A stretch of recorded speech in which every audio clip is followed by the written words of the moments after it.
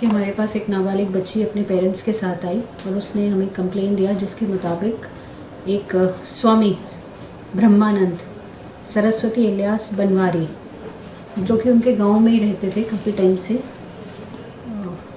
उन्होंने उस बच्ची के साथ ज़बरदस्ती रेप किया। और इस वारदात को कोई तकरीबन 8.5-9 महीने हो गए थे। बच्ची डर के मारे बोली नहीं। जब घर वालों को थोड़ा उसकी कंडीशन का पता चला तो फिर बच्ची ने बताया कि उसके साथ क्या वारदात हुई थी।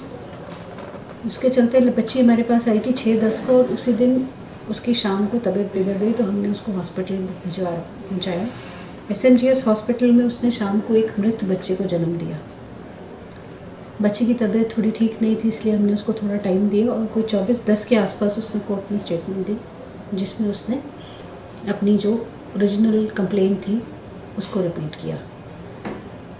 ये जो एक्यूज़ थे, जब इनको लगने लगा, पहले तो बच्ची को डरा के रखा हुआ था, जब इनको लगने लगा कि बच्ची बता देगी, तो ये कोई हमें पता चलने से कोई 10 दिन पहले वो यहाँ से भाग खड़े हुए थे। जब बच्ची ने हमें कंप्लेन की उसके बाद हमने इनका फ़ोन जो है वो सर्विलेंस में डाला। इनिशियली इन्होंने बंद रखा हुआ था, बाद में इन्होंने स्विच ऑन कर दिया, तो हमें थोड़ा बहुत इनकी लोकेशन पता चल गई कि आउट ऑफ ये JNK जा चुके हैं।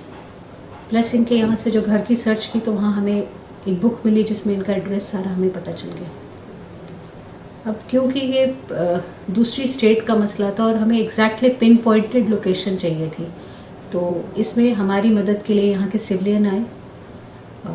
ये एक बहुत अच्छा एग्जाम्पल है कि जब सिविलियन पुलिस के साथ मिलके काम करते हैं तो वो उसका कितना सही पॉजिटिव रिज़ल्ट आता है। उनकी मदद से हमने बाबा जी के थ्रू बातचीत स्टार्ट की और उस बच्चे ने उनको विश्वास दिलाया। जैसे गाइड करते गए हमारे SHO अश्विनी रियासी पुलिस थाना के, जिनके पास ये केस रजिस्टर्ड था FIR नंबर 177/2018 के तहत, वो जैसे जैसे उनको गाइड करते गए और हमारे DSP हेडक्वार्टर निखिल गोगुना, उस हिसाब से वो बच्चा उस साधु से बात करता गया। उसने साधु को पूरा यकीन दिलाया कि वही उसके खिलाफ कुछ नहीं है, और साधु उसके इतने यकीन में आ गया कि फिर इनके साथ इनकी मीटिंग डिसाइड हुई। अब ये साधु, जैसे पता है अब तक जो इसका कारनामा है कि ये शातिर किस्म का इंसान था, तो इसने हमें लोकेशन दिया झांसी, जबकि हमें इसकी लोकेशन पता चल रही थी UP के दूसरे सिटी में, वाराणसी में पता चल रही थी। बट फिर भी क्योंकि इसने झांसी बोला तो हमने अपनी पूरी टीम तैयार की, जिसमें हमारी टीम में गए sub inspector Nitin Khajuria, sub inspector त्रिभुवन खजूरिया और हेड कांस्टेबल बलदेव सिंह। इनकी टीम को हमने इस सिविलियन के साथ भेजा। जैसे कि उन्होंने पहले कहा था कि जी हम झांसी में मिलेंगे, तो उनका एक जो साथी था प्रीतम सिंह, वो हमें झांसी में मिला। टीम को 2 हिस्सों में बांट लिया था, तो जो वो बच्चा था वो उनके साथ गया और वहाँ जाके जैसा हमें लगता था कि ये वाराणसी की तरफ चलेंगे, वाकई में वही हुआ।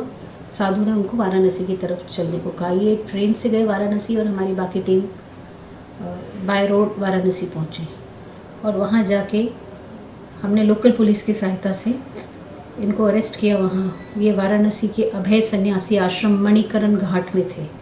लोकल पुलिस से हमने हेल्प ली, उन्होंने हमारी हेल्प की। फिर वहाँ से हमने इनको ट्रांजिट रिमांड में हम इनको यहाँ लेके आए।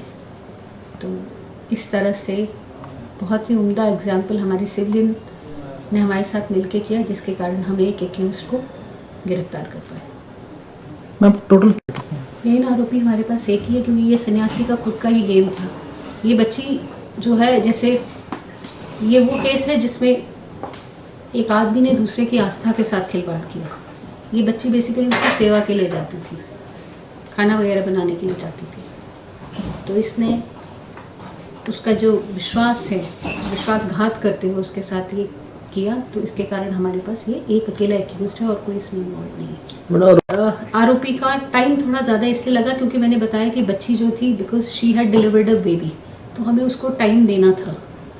थोड़ा एकदम से हम उसको कोर्ट में नहीं लेके जा सकते थे, हमें थोड़ा उसको टाइम देना पड़ा। वो टाइम और थोड़ा सा हमारे प्लानिंग के कारण टाइम लगा। हाँ, हमें मूवमेंट बहुत करनी पड़ी, यहाँ से झांसी, झांसी से वाराणसी, फिर वाराणसी से फिर बैक।